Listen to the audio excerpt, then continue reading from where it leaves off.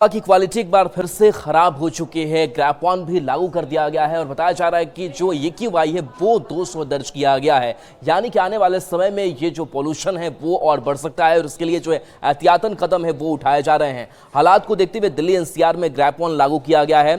दिल्ली के कई इलाकों का एयर क्वालिटी इंडेक्स 200 के पार पहुंच गया है, जिसे खराब श्रेणी में रखा गया है। दिल्ली में अधिकतम AQI 278 दर्ज किया गया है। ग्रैप-1 लागू होने के बाद निर्माण गतिविधियों पर रोक, ट्रैफिक नियंत्रण, प्रदूषण फैलाने वाले उद्योगों पर पाबंदी और सार्वजनिक परिवहन को बढ़ावा देने जैसे उपाय किए जाते हैं ताकि प्रदूषण की स्थिति और न बिगड़े और वक्त रहते रोकथाम हो सके। ग्रैप-1 लागू होने के बाद सरकारी एजेंसियों को सड़कों पर पानी का छिड़काव, धूल को रोकने के उपाय, कचरे की समय पर सफाई और निर्माण स्थलों पर नियमों का पालन करवाने जैसे 27 जरूरी कदम उठाने होंगे। तो देखिए तस्वीर आपको दिखा रहे हैं, देखिए किस तरीके से धुंध सा छाया हुआ है और दिल्ली NCR के लोग यही महसूस कर रहे हैं। जहां आसमान साफ नहीं दिखाई दे रहा है और अलग अलग जगहों की अक्षरधाम की तस्वीर आपको दिखा रहे हैं, तो ऐसी ही स्थिति जो है वो दिल्ली NCR में बनी हुई है। एहतियातन ग्रैप-1 जो है वो लागू कर दिया गया है और इसके तहत बता दें कि 27 जरूरी जो कदम है वो उठाने जाने हैं, जिसको लेकर के गाइडलाइंस भी जारी की गई है। और खबर बांका से बता रहे हैं, जहां भीषण गर्मी से लोगों की तो परेशानी है ही, चिलचिलाती धूप है और ऐसे में खबर सामने आ रही है जहां भीषण गर्मी से परेशान स्कूली बच्चे छाता पाकर के खुश हो गए। बता दें कि बसमत्ता पंचायत के प्राथमिक विद्यालय कालझर की प्रिंसिपल ने खुद अपने खर्च से बच्चों को छाता दिया है। स्कूल के प्रिंसिपल आलोक रंजन ने बताया कि सरकारी स्कूल में निजी स्कूल की सुविधा के लिए समय समय पर छात्रों के बीच सामग्री बांटी जाती है।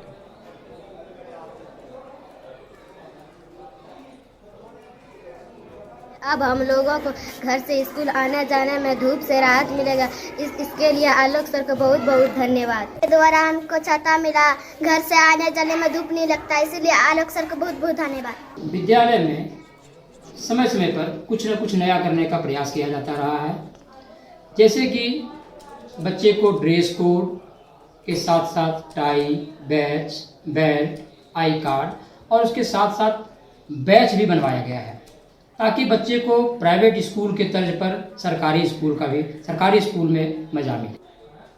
और इस बीच दानापुर से आपको बड़ी खबर बताया, जहां करंट लगने से बिजली मिस्त्री की मौत हो गई है और लोग आक्रोशित हैं और बिजली विभाग पर ही लापरवाही का आरोप लगाया है। घटना को लेकर लोगों में नाराजगी है। NH 30 पर लोगों ने आगजनी की है। बिजली विभाग पर कार्रवाई की मांग लोगों ने की है। पीड़ित परिजनों ने मुआवजे की भी मांग की है। मनेर थाना क्षेत्र की यह घटना सामने आई है।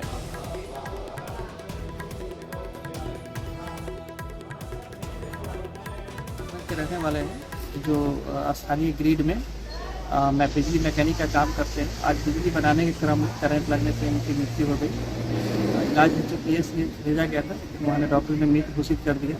कुछ मांगों को लेकर इनके परिजनों के द्वारा रोड यातायात को बाधित किया गया था। बाद में समझाने बुझाने के बाद जाम को ख़त्म किया गया है।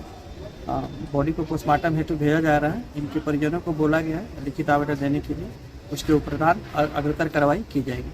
सुपौल के भीमनगर भारत नेपाल बॉर्डर पर चौकसी अब बढ़ा दी गई है। हर एक आने जाने वाली गाड़ियों की सघनता से जांच की जा रही है और जिस तरीके से ऑपरेशन सिंदूर को अंजाम दिया गया और इसी के प्रभाव को देखते हुए ये सख्ती दिखाई यहां पर बॉर्डर पर दे रही है।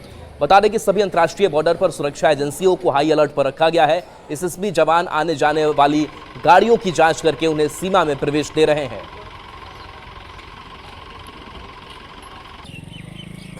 भी करता है जो ये पाकिस्तानी लोग जो बहुत नया फायदा उठा रहा है और इधर भी मान लीजिए इंडिया में भी करता है आतंकवादी, फिर नेपाल को भी असर पड़ता है, लेकिन SSB बहुत अच्छे जांच में वेरीफाई है।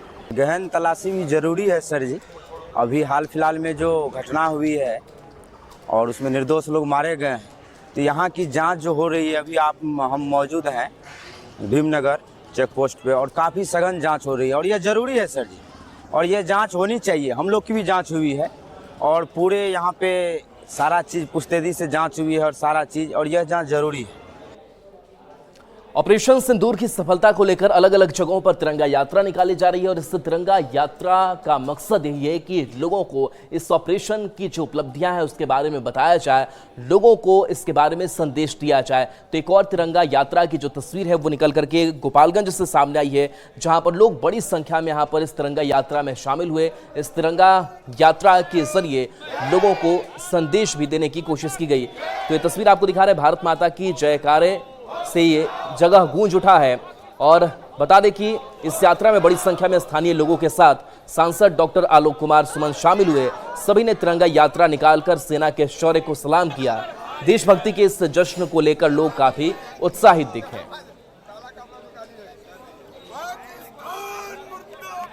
फैलाए गए आतंकवाद के विरोध में हमारी सेना द्वारा और हमारे माननीय प्रधानमंत्री के नेतृत्व में सिंदूर ऑपरेशन की सफलता के लिए और पाकिस्तान और आतंकवादियों पर करारी उनके हार के लिए हम लोग उस लक्ष्य में अपने सैनिकों को, अपने देश की जनता को, मनोबल को ऊंचा करने के लिए हम लोग तिरंगा झंडा आयोजित कर पूरे देश में इसको कर रहे हैं। देखिए, इस तिरंगा यात्रा के माध्यम से हम आतंकवाद पर करारी चोट कर रहे हैं, पाकिस्तान को हार का सबक सिखा रहे हैं। ऑपरेशन सिंदूर हम लोगों ने नारा दिया था कि सिंदूर नहीं चिंगारी है, आतंकवाद पर भारी है। जिस तरह से आतंकवादियों ने, पाकिस्तान की सेना जो आतंकवादियों के वेश में रहती है, भारत के नारियों का सिंदूर उजाड़ने का काम किया। और चलिए न्यूज़ रूम लाइव में इतना ही। न्यूज़ 18 बिहार झारखंड पर खबरें आपके लिए लगातार जारी हैं।